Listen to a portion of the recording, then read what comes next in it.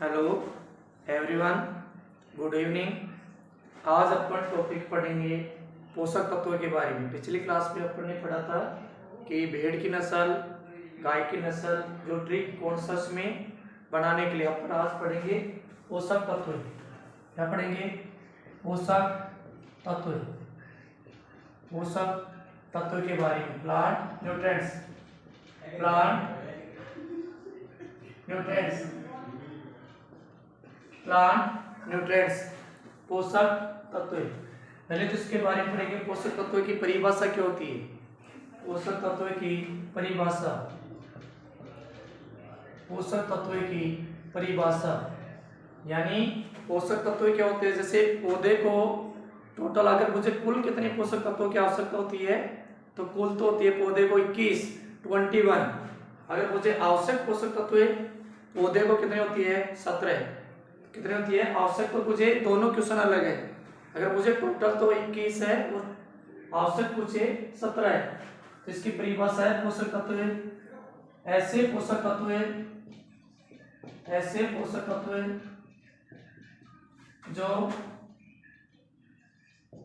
जो पौधे को वृद्धि एवं उपापचय, वृद्धि एवं उपापचय के लिए, वृद्धि एवं उपापचय के लिए आवश्यक होते हैं, आवश्यक होते हैं। यानी इसकी परिभाषा ऐसे पोषक तत्व जो पौधों को वृद्धि एवं उपापचय यानी ग्रोथ एंड मेटाबॉलिज्म उसके लिए जो आवश्यक होते हैं क्या कहलाते हैं? पोषक तत्व कहलाते हैं, पोषक तत्व कहलाते हैं। ठीक है, ये पोषक तत्व की परिभाषा है। दूसरा इसमें संरचनात्मक, संरचनात्मक पोषक तत्व, संरचनात्मक पोषक तत्व यानी इसकी परिभाषा है संरचनात्मक यानी ऐसे पोषक तत्व जो पौधे को यानी उसके केंद्रक व जीवधारा की निर्माण करते हैं। ऐसे तत्व जो पौधे में केंद्रक व जीवधारा की रचना करते हैं, जीवधारा की रचना करते हैं। क्या कहलाते हैं? संरचनात्मक पोषक तत्व, संरचनात्मक पोषक तत्व कहलाते हैं, संरचनात्मक पोषक तत्व कहलाते हैं। तो इसमें ये दो परिभाषाएं भी पोषक तत्व और संरचनात्मक। तो संरचनात्मक में क्या हो गया? ऐसे पौधे में केंद्रक व जीवधारा की जो रचना करते हैं क्या कहलाते हैं? संरचनात्मक। अब अपन पढ़ेंगे इसके पोषक तत्वों के बारे में। Total 21, total 21।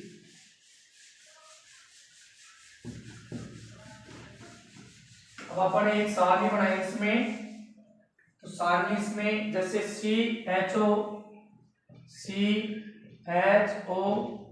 NPK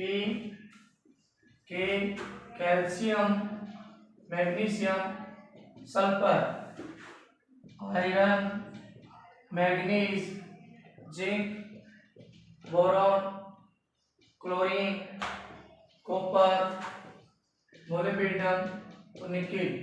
ये टोटल कितने हो गए? 17। कितने हो गए टोटल? जैसे CHO nitrogen, NPK calcium, magnesium, sulphur और सूक्ष्म पोषक तत्व, और सूक्ष्म पोषक तत्व।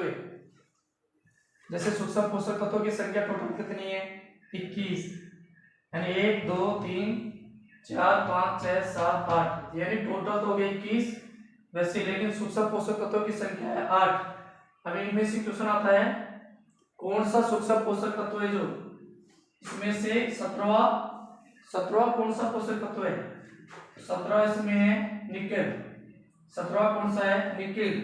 इसकी खोज किसने की? इसकी खोज ब्राउन ने, इसकी खोज ब्राउन ने 87 में। इसकी खोज की है ब्राउन ने 1987 में, ब्राउनी 1987। अब क्वेश्चन आता है कौन सा पोषक तत्व है जो अति सूक्ष्म यानी अति सूक्ष्म पोषक तत्व है, अति सूक्ष्म पोषक तत्व है। अगर इसको अपन इंग्लिश में बोले तो अल्ट्रा माइक्रो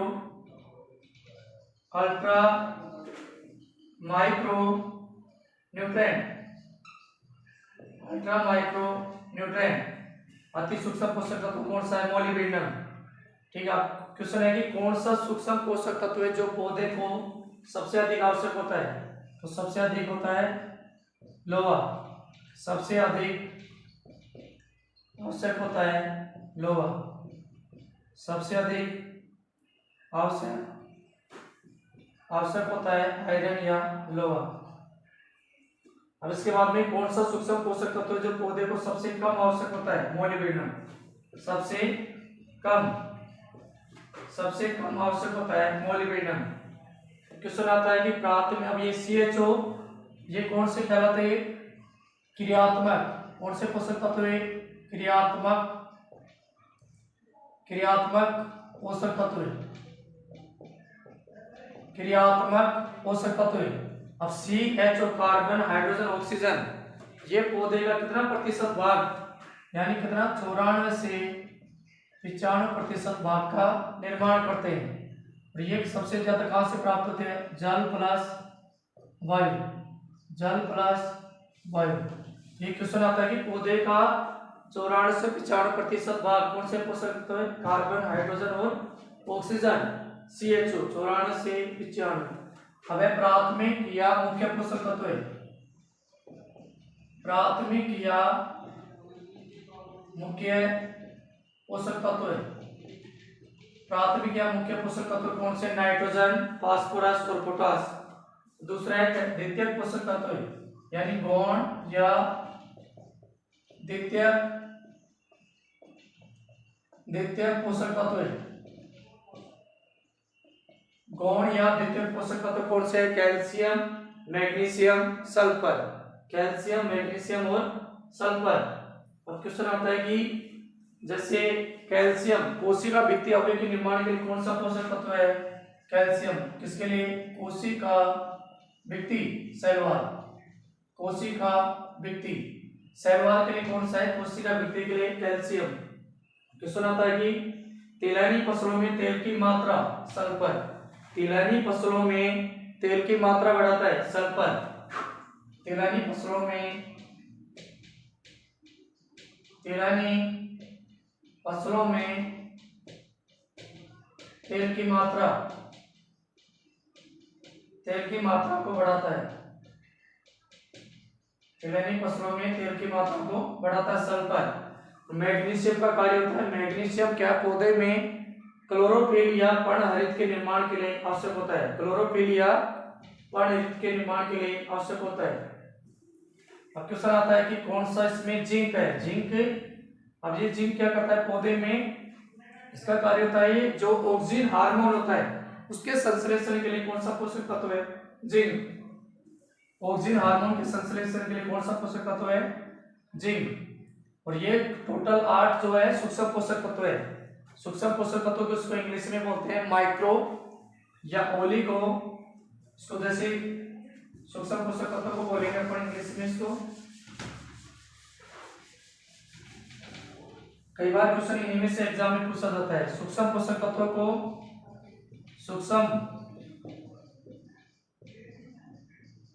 तो इसको इंग्लिश में माइक्रो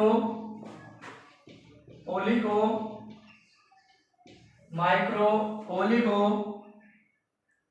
ट्रेस या सुप्रीम एलिमेंट्स। तो इसमें कई बार एग्जाम में ये अलग नाम भी पूछ लेता, ट्रेस एलिमेंट किसे कहते हैं? ट्रेस या माइक्रो या ओलिगो या ट्रेस या सुप्रीम एलिमेंट।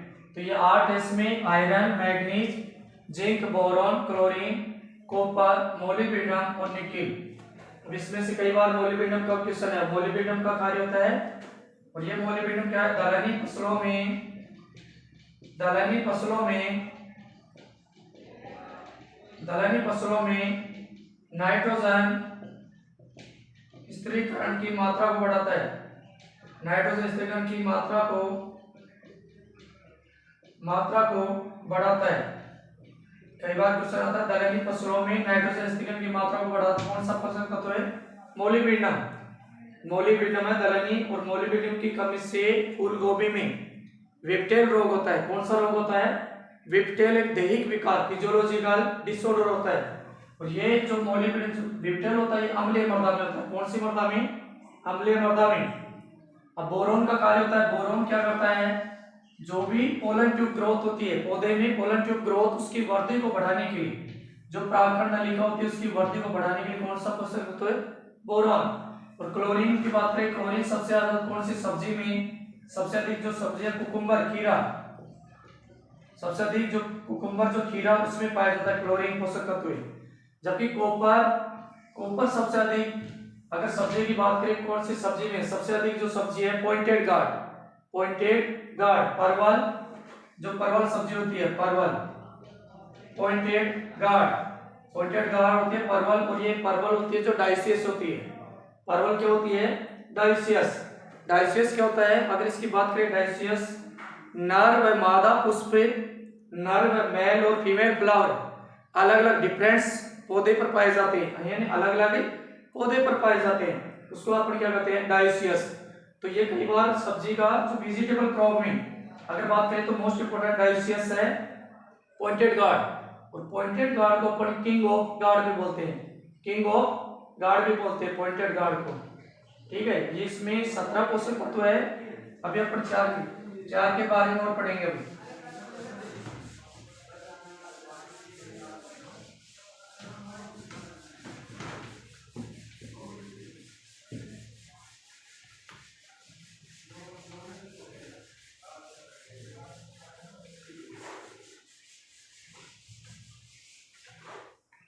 अब पढ़ेंगे अपन इसमें सोडियम कौन सी फसल के लिए सबसे अधिक? चुकंदर, शलजम और कैम पौधे, कैम पौधे। सोडियम कौन सी फसल के लिए सबसे बेस्ट है? चुकंदर, शलजम और कैम पौधे। कैम पौधे का कई बार क्वेश्चन आता है। एक सबसे बेस्ट एग्जांपल है पाइनएप्पल या ग्वारपाठा। पाइनएप्पल एंड ग्वारपाठा कैम पौधे होते हैं। इसकी फुल फॉर्म बात करें, क्रिसुल एसिड मेटाबॉलिज्म। ये पौधे होते हैं जो मरुद्भिद, जो रेगिस्तान क्षेत्र में अपन ग्रो करते हैं। इनके जो रंध्र होते हैं वो दिन में बंद और रात्रि में रंध्र खुलते ओपन होते हैं। ठीक है, ये कैम पौधे। अब सिलिकॉन गन्ना, चावल व मक्का। गन्ना, चावल, मक्का। और ये जेड 2021 में क्वेश्चन आया है। जेड 2021 इसमें पूछा है गन्ना सिलिकॉन। क्वेश्चन आया था कि सिलिकॉन कौन सी फसल के लिए सबसे बेस्ट है? गन्ना, चावल और मक्का। अगर गन्ना अनुसंधान की बात करें तो गन्ना अनुसंधान केंद्र है लखनऊ। अगर गन्ना प्रजनन केंद्र की बात करें इसका बेडिंग इसका प्रजनन केंद्र है कोयम्बटूर, तमिलनाडु। अगर पहले मक्का का जो अनुसंधान केंद्र था पहले था ये दिल्ली में, लेकिन अब इसको चेंज कर दिया गया लुधियाना, पंजाब। और मक्का में क्या होती है? मोनोसियस। मक्का क्या होती है? मोनोसियस का मतलब क्या होता है? इसकी परिभाषा, जब नर व मादा पुष्प एक ही पौधे पर अलग अलग जगह पर पाई जाती है उसको क्या कहते हैं अपन? मोनोसियस। क्या कहते हैं? मोनोसियस। तो इसके जो नर और मादा एक ही पौधे में अलग अलग जगह पर पाई जाती है उसको है मोनोसियस। जैसे मक्का के जो नर भाग, पहला इसका मक्का का कौन सा भाग निकलता है? नर भाग। तो मक्का के नर भाग को क्या कहते हैं? मक्का के नर भाग को टसल। मक्का के नर भाग को कहते हैं टसल। और मादा भाग सिल्क। मादा भाग क्या कहते हैं इसका? सिल्क। और सिल्किंग क्रिया भी मक्का में करते हैं। सिल्किंग क्रिया भी किसमें करते हैं? मक्का में। ये कई बार क्वेश्चन आया हुआ है। नर भाग मक्का का क्या कहलाता है? टसल, जबकि मादा भाग क्या कहलाता है? मक्का का सिल्क। ठीक है, और कई बार क्वेश्चन है मक्का की खेती राजस्थान में रबी के मौसम में कहाँ खेती मक्का की खेती, तो रबी के मौसम में राजस्थान में इसका बांसवाड़ा जिला। अगर मुझे राजस्थान में रबी की खेती राजस्थान में कहा करते इसके बांसवाड़ा डिस्ट्रिक्ट में। अगर मुझे भारत में मक्का की खेती रबी के मौसम में भारत में बिहार में करते हैं। दोनों क्वेश्चन भी मोस्ट इंपोर्टेंट है। और जो मक्का का पहला नर भाग पहले निकलता है उसको बोलते हैं नर भाग पहले परिपक्व होना, क्या कहलाता है प्रोटो एंड्री। नर भाग पहले परिपक्व होना क्या कहलाता है प्रोटो एंड्री। अगर मुझे मादा भाग पहले परिपक्व होना प्रोटोगाइनी, मादा भाग पहले परिपक्व होना प्रोटोगाइनी कहलाता है। और इनमें से दो और बचे इसमें, जैसे कोबाल्ट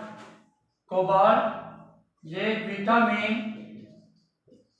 विटामिन B12 का घटक है, विटामिन B12 का घटक है। लेकिन ये विटामिन B12 ओनली एनिमल्स पशुओं में पाई